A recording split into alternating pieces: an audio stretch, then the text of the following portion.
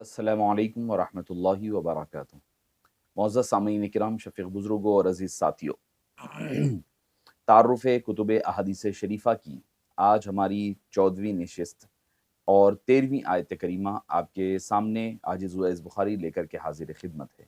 اور آج کی جو کتاب ہے وہ اس اعتبار سے بڑی اہم کتاب ہے، وہ ہے، اس کا نام ہے کنز العمال۔ کنز العمال امام علی متقی علیہ رحمت و رضوان کی لکھی ہوئی ہے، جو کہ بہت ہی مشہور و معروف کتاب ہے، اس اعتبار سے کہ یہ کتاب کو آپ صرف کتاب کی حد تک نہیں کہہ سکتے، اس کو ایک لائک این انسائکلوپیڈیا ہے، حدیث پاک کا انسائکلوپیڈیا آپ کہہ سکتے ہیں، جس میں کم و بیش 46,624 احادیث کو نقل کیا گیا ہے۔ یعنی بہت ہی ضخیم کتاب، کئی میں سمجھتا ہوں کہ 18 جلدوں پر مشتمل کتاب ہیں۔ اور دوسری اہمیت اس اعتبار سے بھی اس کتاب کی ہے کہ اس کتاب کو پہلی مرتبہ عوام الناس میں لانے کا اعزاز بھی شہریان حیدرآباد کو، اور پھر خصوصیت کے ساتھ بانی جامع نظامیہ امام حمام امام انوار اللہ فاروقی علیہ رحمت و رضوان، بانی جامعہ علیہ رحمت و رضوان کی ذات مبارکہ کو حاصل ہے۔ جب آپ مدینہ پاک گئے، تشریف لے گئے، وہاں پر چونکہ وقت زیادہ طویل نہیں ہوا، چونکہ حضرت کی عمر مبارک میں اور حضرت تقریباً 975 سن ہجری میں آپ کی وفات آتی ہے، تو اس کے بعد جب آپ مدینہ منورہ کے لیے، حرمین شریفین کے لیے گئے، بانی جامعہ علیہ الرحمہ نے جب دیکھا کہ اتنی عظیم کتاب ہے اور اب تک پرنٹ نہیں ہوئی ہے، چھپی نہیں ہے، اس وجہ سے امام انوار اللہ فاروقی علیہ الرحمہ، امام اہل سنت نے اس کو حیدرآباد لایا، اور پھر یہ کتاب پہلی مرتبہ دائرۃ المعارف العثمانیہ، جو کہ ایک عظیم ادارہ ہے شہر حیدرآباد کا، بلکہ عالم اسلام کا، عربی کتب کے حوالے سے، نشر و اشاعت کے حوالے سے، اسے پہلی مرتبہ دائرۃ المعارف العثمانیہ حیدرآباد دکن نے اس کو چھاپا ہے اور اس کو پرنٹ کروایا ہے۔ آئیے ہماری طریقہ کار کے مطابق پہلے کچھ حالات محدث کے بارے میں ذکر کر دیتے ہیں۔ امام علی المتقی علیہ الرحمہ، جن کو مکی کئی ناموں سے یاد کیا جاتا ہے، آپ کا نام علی متقی بن حسام الدین بن عبد الملک بن قاضی خان متقی شاذلی چشتی، اصل میں آپ برہان پور وغیرہ کے رہنے والے تھے، اور بعض نے آپ کا نام علاء الدین علی بن حسام متقی برہان پوری، ہندی، قادری، شاذلی چشتی، برہان پور جو کہ آپ کے گجرات کا علاقہ آتا ہے، اس میں آپ کی ولادت باسعادت ہوتی ہے 885 سن ہجری میں، اور 1480 کو آپ پیدا ہوتے ہیں عیسوی میں۔ یہ دراصل جونپور کے ایک رہنے والے تھے، آپ کے آبا و اجداد نے نقل مکانی کر کر کے جونپور سے برہان پور کی طرف سکونت اختیار کر لی۔ یہ جب 8 سال ہی کے تھے، تب آپ کے والد ان کو شیخ باجن عمری یہاں لے گئے، اور ان کے یہ بہت بڑے بزرگ تھے، اللہ والے تھے، ان کے دستے حق پرست پر آپ نے شرف بیعت حاصل فرمایا۔ ان کی پرورش نہایت ہی بہترین اور صالح دیندار ماحول میں ہوئی۔ اپنے والد کے زیر عاطفت، جو کہ علاقے کے بہت بڑے عالم بھی تھے، صوفی بھی تھے، تربیت پائی۔ آپ کی والد کے وفات کے بعد ابھی آپ 8 سال ہی کے تھے کہ آپ کے والد کا سایہ سر سے اٹھ گیا، لیکن شیخ نے کم ہمتی نہیں بتائی، مصائب، مشکلات، پریشانیوں کو خندہ پیشانی کے ساتھ سامنا کیا، اور پھر اپنی ہوشمندی، جوانمردی کے ساتھ علم کے اپنے اس سفر کو جاری و ساری رکھا۔ آپ کے والد کی وفات کے بعد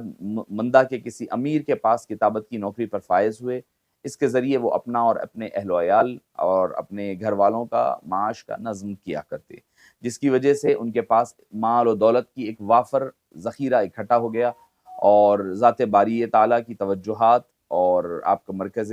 نظر رہی۔ اور پھر اس کے بعد آپ نے شیخ عبد الحکیم کے پاس آپ اپنی نوجوانی کے عالم میں پہنچے، وہاں وہ تدریس، تعلیم، تربیت اور باطینی میں مشغول رہے۔ پھر انہوں نے حسام الدین متقی علیہ رحمہ کے ہاں ملتان میں درس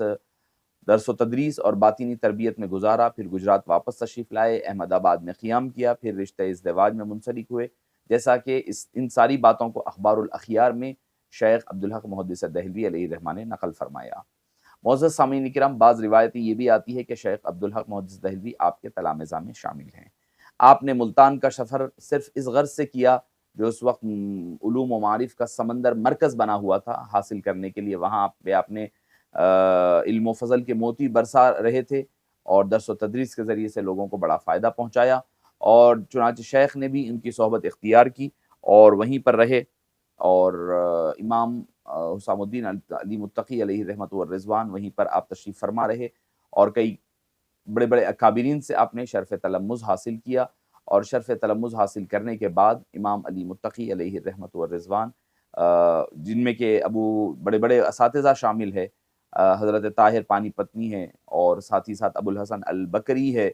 ان بڑے بڑے اکابرین سے آپ نے شرف تلمذ حاصل کیا۔ معزز سامعین کرام، امام علی متقی علیہ رحمت و رضوان خود آپ کے اخلاق و کردار کا عالم کیا تھا، نہایت ہی با اخلاق، صاحب مروت، بہترین سیرت اور شخصیت کے حامل، آپ کی شخصیت نہایت پرکشش، طلبہ آپ کی جانب جو ہے میلان کرتے اور آپ کی طرف جھکے جھکے آتے تھے۔ اور ایک واقعہ آپ کے بارے میں آتا ہے، ایک دفعہ شیخ کے لیے شوربہ بنایا گیا اور اس میں نمک زیادہ ڈال دیا، آپ نے خادم کو بلایا اور فرمایا اس کو چکھو اور دیکھو کہ تم نے کیسے پکایا ہے۔ اس نے چکھنے کے بعد نہایت ہی سخت اور ترش لہجے میں کہا، اس میں کیا حرج ہے، اس میں تھوڑا سا نمک زیادہ ہے لیکن پھر بھی لذیذ اور مزیدار ہے، اسے کھا لیجئے۔ شیخ نے کہا ٹھیک ہے، اس میں تھوڑا پانی ملا دو، اس کو ملایا اور خود پھر کھا لیا۔ یعنی آپ کی یہ سیرت اخلاق ہے، اپنے خادم سے یعنی اس کے ساتھ غلطی بھی ہو رہی ہے تو نظر انداز، پھر اوپر سے اس کی ترش روئی اور اس کی بدتمیزی کو بھی آپ خندہ پیشانی کے ساتھ قبول فرما رہے ہیں۔ معزز سامعین کرام، آپ کے شاگرد رشید عبدالوہاب علی عبدالوہاب متقی ہندی علیہ رحمہ ایک واقعہ نقل کرتے ہیں کہ ایک دفعہ کسی وزیر نے آپ کو دعوت دی تو آپ نے قبول نہ کیا۔ جب وزیر نے اصرار کیا تو ان کی دعوت کو 3 شرطوں پر جانے کے لیے قبول فرمایا۔ وہ جس جگہ چاہیں گے بیٹھ جائیں گے، آپ کو مجھے ڈکٹیٹ کرنے کی ضرورت نہیں ہوگی، جو اچھا لگے گا وہ کھا لیں گے۔ تیسری چیز، جب چاہیں گے وہ واپس آ جائیں گے، اور فرمایا ہم تمہارے ہاں کل آتے ہیں۔ وزیر دعوت قبول کرنے پر بڑا خوش ہوا، اس نے نہایت اہتمام کیا، مختلف قسم کے کھانے پکوائے، سب کچھ کیا۔ جب کل ہوا اور وہ وقت آیا، اپوائنٹمنٹ کا ٹائم پہنچا، تو شیخ تنہا گئے، اپنی ہتھیلی میں روٹی کے چند ٹکڑیاں رکھ لیں ساتھ میں، کسی کو ساتھ نہ لیا۔ جب وزیر کے گھر پہنچے تو اس کے دروازے پر ایک کونے میں بیٹھ گئے۔ وزیر نے خواہش کی کہ مکان میں اندر تو چلیں آپ، تو فرمایا پہلی شرط کیا تھی؟ فرمایا جو جہاں میں چاہوں بیٹھوں گا۔ دسترخوان بچھا دو، میرے پاس وقت نہیں ہے۔ بنو انسان کے لیے مختلف قسم کے کھانے آپ کے سامنے رکھ دیے گئے۔ انہوں نے اپنی ہتھیلی سے روٹی کے ٹکڑے نکالے، ان کو بغیر دستر سے کچھ لیے ہوئے کھانے لگے۔ وزیر کہنے لگا حضرت کچھ تو دستر پر سے کھائیے۔ تو فرمایا میرے اور تمہارے درمیان یہ معاہدہ ہو چکا ہے، میں جو چاہوں گا پھر وہ کھاؤں گا۔ پھر اس کے بعد آپ لوٹ گئے۔ وزیر نے کہا تھوڑی دیر بیٹھیں، تو فرمایا تیسری شرط بھی تو تھی کہ واپس جب چاہوں گا لوٹ جاؤں گا۔ پھر وزیر کو سلام کر کے وہاں سے واپس لوٹ گئے۔ شیخ عبدالحق محدث دہلوی نے اخبار الاخیار صفحہ نمبر 513 پر اس کو نقل فرمایا ہے۔ معزز سامعین کرام، آپ کے اجلہ اساتذہ میں شیخ بہاؤالدین باجن چشتی، شیخ حسام الدین ملتانی، شیخ محمد بن محمد سقاوی، شیخ ابو بکر البکری رحمہ اللہ شامل ہے۔ آپ کے مشہور تلامذہ میں، چونکہ آپ یہاں رہے پھر اس کے بعد مکہ مکرمہ منتقل ہو گئے، آپ کے مشہور تلامذہ میں عبداللہ بن ابراہیم سندھی، قاضی عبداللہ بن عبداللہ بافقی، محمد بن طاہر پٹنی جو صاحب مجمع بحار الانوار ہے، رحمت اللہ سندھی، عبدالوہاب المتقی، اور سید محمد شبلی الیمنی النساء الباہر وغیرہ، یہ آپ کے شامل ہے۔ معزز سامعین کرام، آپ کی سادہ طبیعت، مختصر کھانا، مختصر زندگی،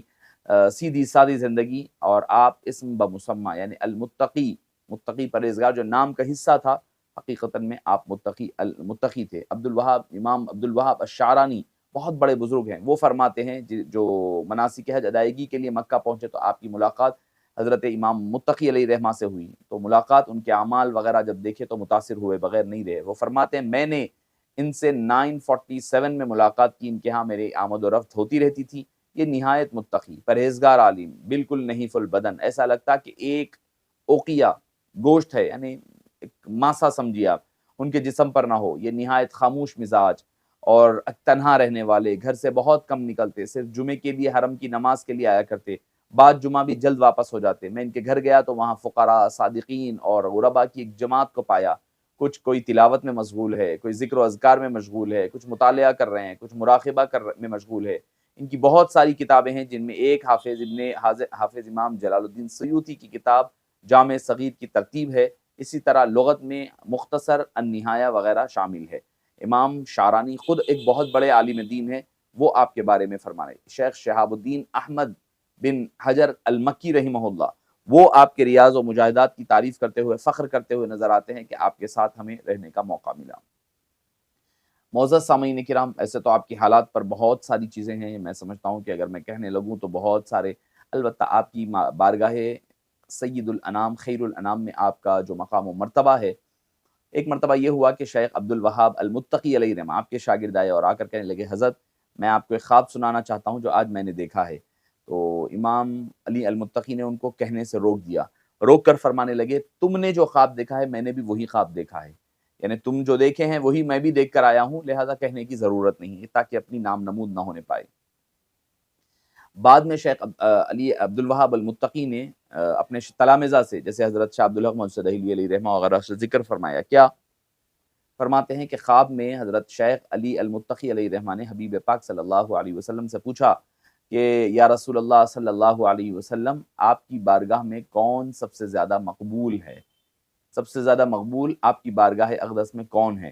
تو معزز سامعین کرام، قربان جائیے، حبیب پاک صلی اللہ علیہ وسلم نے فرمایا کہ تم ہو، تم ہو، سب سے پہلے تم ہو فرمایا۔ تو معزز سامعین کرام، یہ خواب اس وقت حضرت عبد الوہاب المتقی نے بھی دیکھا، مگر شیخ علی متقی نے اپنی جانب سے نہیں، عبد الوہاب المتقی نے اس کا ذکر فرمایا ہے۔ علمی کارنامے آپ کے بے حساب ہے۔ آپ کا معمولی تھا کہ جو پرانی کتابیں، نسخے رہتے، مخطوطات رہتے، ان کو لکھ لیتے اور ان پر اپنی تخریزات وغیرہ لکھا کرتے۔ پہلی سب سے معروف کتاب کنز العمال فی سنن الاقوال والافعال، یہ اہل علم کے مابین مشہور و معروف کتاب ہے۔ یہ کتاب تمام احادیث کو جامع ہونے کی حیثیت سے مشہور ہے، یعنی تمام احادیثیں اس میں جمع کر دی گئی ہے۔ یہ کتاب ان کی مختلف کتابوں منہج العمال فی سنن الاقوال، الاکمال فی منہج العمال اور غایت العمال وغیرہ کی حروف تہجی کی ترتیب دے کر وجود میں آئی ہے۔ دوسری تلخیص البیان فی علامات مہدی آخر الزمان، امام مہدی کی کتاب، امام مہدی کی آمد پر ایک رسالہ ہے۔ مطلع الغایہ فی اختصار النہایہ، یہ ابن اسیر کی کتاب الغایہ فی غریب الحدیث کا خلاصہ ہے۔ غایت الکمال فی بیان افضل الاعمال، یہ ایک کتاب۔ الفصول شرح جامع الاصول، جوامع الکلم فی المواضع والحکم، الاحادیث المتواترہ، الرتبۃ الفاخرہ فی نصائح الملوک، تبیین الطریق یا تلقین الطریق، البرہان الجلی فی معرفت الولی، شرح الحکم لابن عباد، العنوان فی سلوک النسوان، مجمع بحار الانوار فی شرح مشکل الآثار، المواہد العلیہ فی الجمع بین الحکم القرآنیہ والحدیثیہ، ہدایت ربی عند فقر المربی۔ ایسے کئی میرے پاس جو کتابیں، زاد الطالبین، نظم الخدور، سلوک الرجا، تقریباً کم و بیش آپ کی کئی کتابیں، آپ کے بارے میں آتا ہے کہ کثیر کتابیں آپ نے مرتب فرمائی، بلکہ بعض نے تو کہا کہ 40-50 کتابیں آپ نے ترتیب فرمائی۔ اس نیک پارسا اللہ والے نے آپ کا 975 سن ہجری میں وقت سحر آپ دنیا سے پردہ فرمائے، مکۃ المکرمہ میں اور جنت المعلیٰ میں حضرت فضیل بن عیاض رضی اللہ عنہ رحمہ اللہ کے مقابل میں آپ کی تدفین عمل میں آئی۔ اس وقت آپ کی عمر شریف بعض کے نزدیک 90، بعض کے نزدیک 25-80 سال تھی۔ معزز سامعین کرام، یہ تھا تھوڑا سا خلاصہ امام صاحب کنز العمال کا۔ اور کنز العمال، اب آئیے کتاب کی طرف آتے ہیں کہ کنز العمال، اس کا اصل پورا نام کنز العمال فی سنن الاقوال، فی سنن الاقوال والافعال، یعنی حبیب پاک صلی اللہ علیہ وسلم کے اقوال اور افعال پر ایک مکمل خزانہ آپ نے اپنی مرتب فرما کر کے جمع فرما دیا۔ یہ کتاب بڑی کافی ضخیم ہے، جس میں 18 جلدیں اور تعداد حدیث 46,624 احادیث ہے۔ یہ کتاب دراصل آپ نے امام جلال الدین سیوطی علیہ رحمہ کی کتاب الجامع الصغیر زیادۃ الجامع کا مجموعہ ہے، جسے آپ نے فقہی ترتیب کے بغیر کسی کمی بیشی کے، یعنی الجامع الکبیر والصغیر کیا ہے، الجامع الکبیر والصغیر دونوں فقہی انداز پر لکھے گئے ہیں، آپ نے اس کو فقہ کی بنیاد پر نہیں، حروف تہجی کے بنیاد پر آپ نے جمع فرمایا ہے۔ معزز سامعین کرام، آپ نے احادیث کی تخریج اور تحقیق میں امام جلال الدین سیوطی علیہ رحمہ کی تخریج پر آپ نے اکتفا کیا ہے، یعنی وہ جو تخریج کرے اسی پر، اس اپنے طور سے نہ تو احادیث کی تخریج کی نہ تحقیق، بلکہ تحقیق کے مسئلے میں سقم الجامع الکبیر میں موجود تھا، اور احادیث کی تحقیق میں امام جلال الدین سیوطی نے جو اصول اختیار فرمائے ہیں، محدثین کے ہاں بعض اس کے اصول کو ناقابل قبول کہا، مگر اس کے باوجود آپ نے اسی نہج کو باقی رکھا اور اسی پر کام کیا ہے۔ معزز سامعین کرام، آپ خود فرماتے ہیں، امام علی المتقی اپنے مقدمے میں جلد نمبر پہلی جلد 12ویں صفحے پر آپ فرماتے ہیں کہ میں نے اس کو حروف تہجی کی بنیاد پر جمع کیا، یعنی جیسے حروف الحمزہ ہے، حرف الحمزہ، اس میں کتاب الایمان والاسلام، پھر اس میں باب ابواب آئیں گے فی تعریفہما حقیقتا و مجازا، پھر اس کے بعد فصل فی المجاز والشعب، اس کے احکام کیا ہے، اس کی کتنی قسمیں ہیں اور اس کی کتنے درجے ہیں مختلف، اس کے شعب کتنے، شعبے کتنے ہیں، پھر اس کے بعد صفات المنافقین ہے، صفات المؤمنین ہے، پھر اس کا الاعتصام فی کتاب اللہ ہے، اس کے بعد آپ آگے بڑھتے جائیں تو فضائل القرآن الکریم ہے، الدعاء و فضلہ و آدابہ، اور پھر اس کے بعد کتاب الاخلاق ہے، پھر جب با آئے گا تو کتاب البیع، اس سے متعلق جتنی احادیث آئیں گی اس باب میں آپ نقل فرماتے ہیں اور جمع فرماتے ہیں، بر الوالدین، بر الاولاد، اور پھر جیم آئے گا کتاب الجہاد، ویشتمل علی ابواب من الترغیب فیہ و آدابہ و احکامہ و محظوراتہ و فضل الشہادہ الحقیقہ والحکمیہ و لواحق الکتاب، کتاب التا ہے، پھر اس کے بعد کتاب التوبہ ہے، کتاب الفضل ہے۔ تو معزز سامعین کرام، اس طرح امام علی المتقی علیہ الرحمہ نے اپنی کتاب کا اختتام جو کیا ہے کتاب یا پر، یعنی یمین والنذر،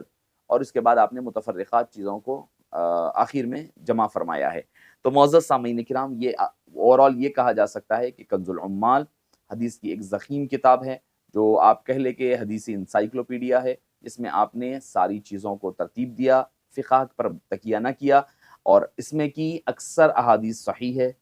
اور کچھ احادیث اگر اس کے اندر ضعف وغیرہ پایا بھی جاتا ہے تو چونکہ فضائل اعمال ہے تو فضائل اعمال میں ان روایتوں کا اعتبار کیا جاتا ہے۔ آئیے میں حدیث پاک آپ کی گوش گزار کر اپنی حدیث پاک کو، آج کی گفتگو کو ختم کروں۔ حدیث پاک ہے سیدنا علی مرتضیٰ